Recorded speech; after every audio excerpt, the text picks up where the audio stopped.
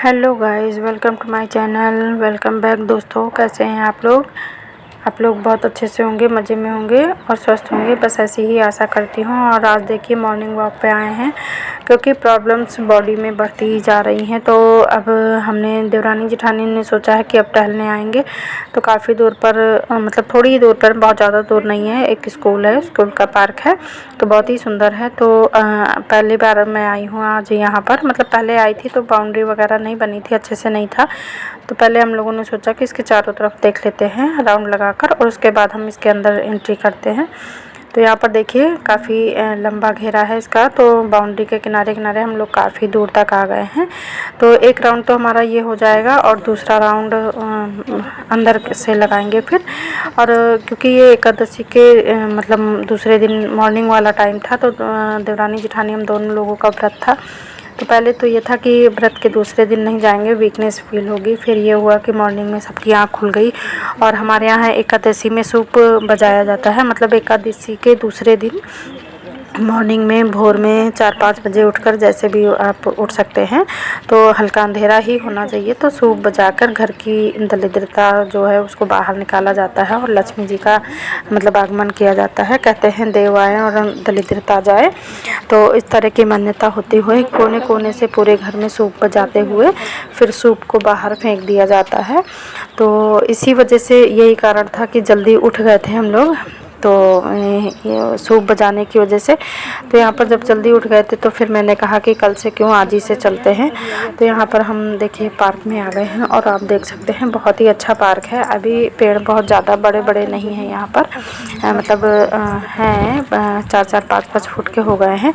और यहाँ पर बेलपत्र और जामुन का, नीम का और फूल पत्तियों का, अमरूद का, आम का, बहुत मतलब सारे जितने भी अच्छे वाले पेड़ होते हैं जो कि फ़ायदा करने वाले हैं, तो मतलब वो पेड़ लगे हुए हैं। और यहाँ पर देखिए एक नीम की पत्ती और एक बेलपत्र की पत्ती, मतलब एक एक तोड़ी है, और ज़्यादा नहीं तोड़े हैं क्योंकि फिर पेड़ बढ़ने में दिक्कत करते हैं। तो नीम और बेलपत्र दोनों खा लिए मैंने।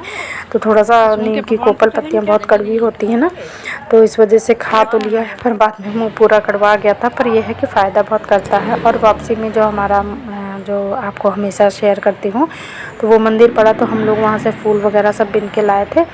तो यहाँ पर हम मंदिर में तो आ गए थे, पर दूर से ही फूल चढ़ा दिया था।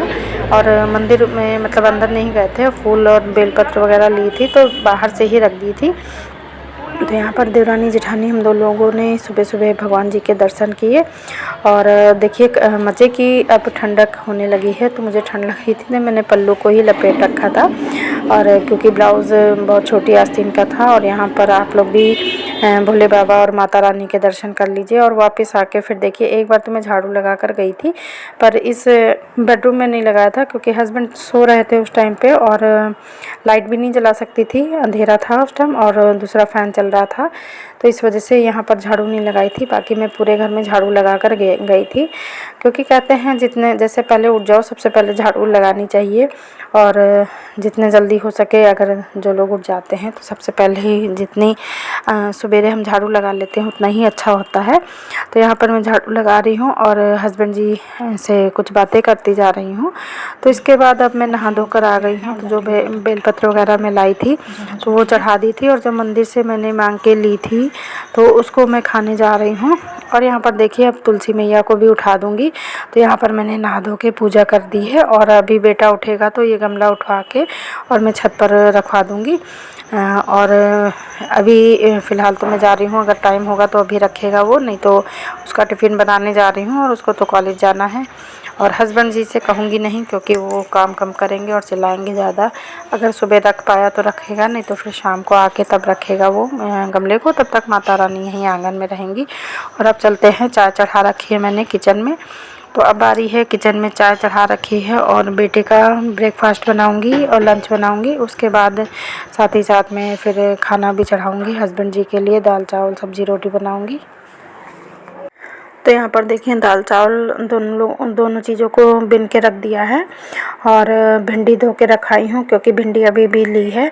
तो भिंडी के साथ बहुत बड़ी समस्या हो जाती है कि जब तक उसका धो के और पानी अच्छे से सुखाओ तभी वो अच्छे से बनती है। और मेरे यहाँ तो बहुत ही दिक्कत है कि बेटे को बिल्कुल कुरकुरी एकदम मतलब सिकुड़ी हुई भुनी हुई चाहिए भिंडी, और हस्बैंड जी को बिल्कुल हरी हरी सी उस तरह की चाहिए। तो यहाँ पर पहले मैं हस्बैंड जी को हरी हरी मतलब थोड़ी सी छौंक के निकाल दूँगी और उसी को बाद में काफ़ी टाइम तक उसको कल्हारूँगी तो वो बेटे के लिए कुरकुरी हो जाएगी। तो बहुत ज़्यादा समस्या है, मतलब अगर घर के लोग अलग अलग खाना बता देते ना तो बहुत दिक्कत होती है। तो यहाँ पर मैंने भिंडी को अच्छे से धो के और पेपर में फैला के फिर कपड़े से पोंछ दिया था, तो मतलब काफ़ी हद तक इसका पानी सूख गया है। और आप लोग देख सकते हैं कि एक साइड दाल चढ़ी, एक साइड चावल चढ़ा है और उसके साथ ही मैं खड़े खड़े भिंडी भी काटती जा रही हूँ क्योंकि चावल उबल जाता है तो फिर पूरी गैस ख़राब हो जाती है। और कुकर भी मेरा छोटा है, वैसे तो मतलब डिम कर दो तो ठीक है, नहीं निकलता है, पर कभी कभी ना पूरा ढक्कन से वो निकल जाता है उसका जो पानी वगैरह होता है, क्योंकि कुकर मेरा काफ़ी छोटा है। 2 लीटर का कुकर है तो खाना तो जल्दी बन जाता है पर गंदा जल्दी हो जाता है, मतलब कभी ना कभी कुछ बाहर से निकल ही जाता है पानी वगैरह, तो इसलिए मैं और खड़ी होकर बनाती हूँ। दूसरा टाइम की बचत होती है। अगर हम कमरे में जाके और फिर बैठ के आराम से सब्ज़ी काटेंगे ना तो फिर वहाँ बातचीत करने लगो तो काफ़ी टाइम निकल जाता है।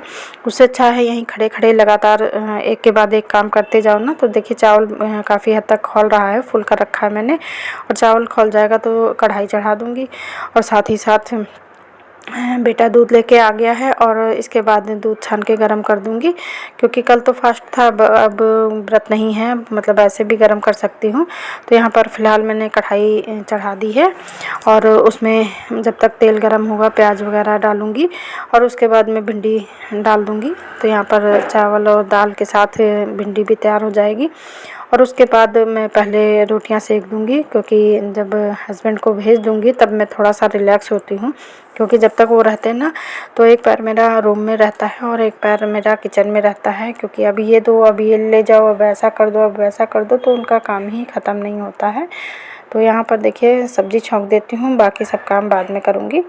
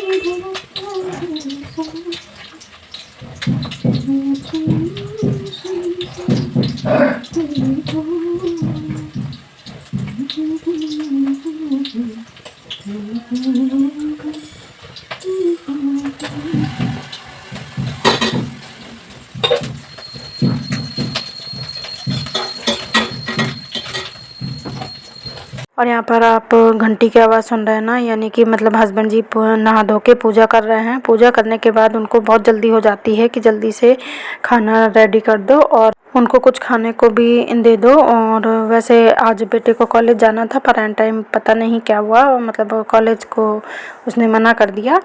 और अभी मुझे बैंक भी जाना है बेटे के साथ, कुछ काम है मुझे बैंक में, तो बेटे को साथ लेके जाऊंगी। मैंने अचानक ही प्लानिंग बनाई, मैंने कहा जब आप कॉलेज नहीं जा रहे हो तो चलो मेरे साथ बैंक चलते हैं।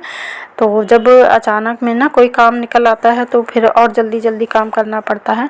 तो यहाँ पर मैं सारे किचन के काम को निपटाने के बाद फिर बैंक जाऊँगी। और सबसे बड़ी समस्या ये हो जाती है ना कि पहले दिन हमारा फास्ट था और मॉर्निंग में हम टहल के आए, उसके बाद नहाना धोना सब काम करने के बाद और घर का सारा काम हम जब निपटा लेते ना तो उसके साथ ही ना बहुत ज़्यादा थकान हो जाती है। और अभी जैसे कि कल का व्रत है मेरा और अभी मैं कुछ ब्रेकफास्ट करूँगी, तो ब्रेकफास्ट का करने के बाद तुरंत ना काफ़ी आलस आने लगता है। तो यहाँ पर अब देखिए हस्बैंड जी आने वाले हैं और मतलब खाना उनका लगा दिया है, गरम गरम रोटियाँ उनको सेक दूँगी, बाकी अपने और बेटे के लिए भी बना के रख लूँगी। और किचन साफ़ करने के बाद जाऊँगी बैंक में। तो सबसे बड़ी समस्या है कि अभी मैं जब ब्रेकफास्ट कर लूँगी ना तो मुझे बहुत ज़्यादा आलस आएगा, और फिर भरी दोपहरी हम जब बैंक जाएंगे तो मेरा क्या हाल होगा, वो तो मतलब बहुत ज़्यादा बोरियत लगती है। और काम जब हम कहीं की तैयारी अचानक में करते हैं ना तो काम भी हमारा मतलब काफ़ी फैला रहता है। तो अब ये मान के चलिए कि अगर हम जब मैं बैंक जाऊंगी तो मेरा 1-1:30 बजे का टाइम रहेगा और वही टाइम उनका लंच करने का होता है। तो काम तो मेरा बहुत छोटा है, पर हो सकता है कि ऐसा डाउट लग रहा है मुझे कि काम करते करते मेरा जो टाइम हो जाएगा तो वहाँ पर लंच होगा। तो चलिए अभी खाना पीना बनाने के बाद अब बैंक में ही मिलते हैं। पर उससे पहले अपनी सबके लिए रोटियां भी बना लूँ, मतलब अपने और बेटे के लिए, और टोटल काम कर दूँ। क्योंकि मैं कहीं जाऊँ और उसके बाद मुझे अगर अब वापस आके काम करना पड़ता है ना तो मुझे सच में बहुत ज़्यादा खलता है।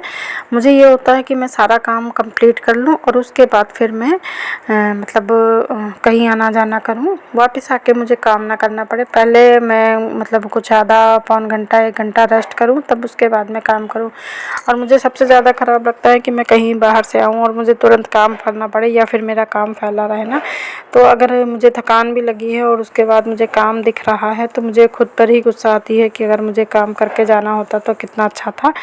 तो चलिए काम करके मैं आ गई हूँ बैंक में। तो यहाँ पर देखते हैं, देखिए लंच का टाइम होने वाला है। अगर जल्दी काम हो गया तो अच्छी बात है, वरना फिर बैठना पड़ जाएगा।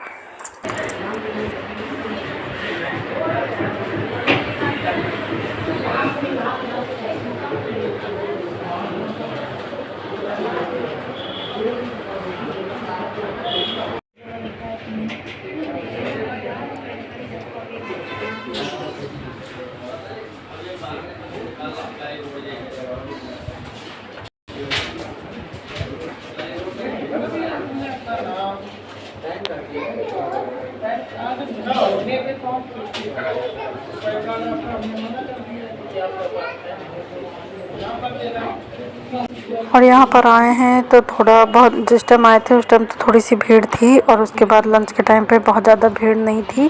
पर जिसका डर था वही हो गया था। चक्कर तो उन लोगों ने काफ़ी लगवाए, बट फिर उन्होंने कहा जल्दी से काम करवा लो वरना लंच का टाइम हो रहा है। और 5-10 मिनट बाद लंच हो ही गया और उसके बाद देखिए सन्नाटा हो गया है। अब ये लग रहा था बार बार घर जाएँ फिर आएँ, उससे अच्छा है कि यहीं बैठे रहें। 2-3 लोग थे हम लोग, तो उसके बाद काफ़ी देर हम बैठे रहे हैं। लंच के बाद फिर से देखिए भीड़ आ गई है, क्योंकि जो आसपास के लोग रहे होंगे वो तो लौट जाते हैं, या जो मार्केट करने निकलते हैं वो लौट जाते हैं। उसके बाद सब लोग जानते हैं कि हाँ लंच मतलब आधा पौन घंटे का होगा, तो फिर वो लोग वापस आ गए हैं। और देखिए फिर से भीड़ लग गई है, और मतलब हमारा काफ़ी टाइम हो गया था। हम वापस लौट के 2:30-3 बजे गए हैं यहाँ से, तो फिर बहुत ज़्यादा थकान हो गई थी। तो मेरा आज का वीडियो अच्छा लगे तो लाइक शेयर एंड सब्सक्राइब कीजिएगा। कल फिर मिलूँगी, बाय बाय।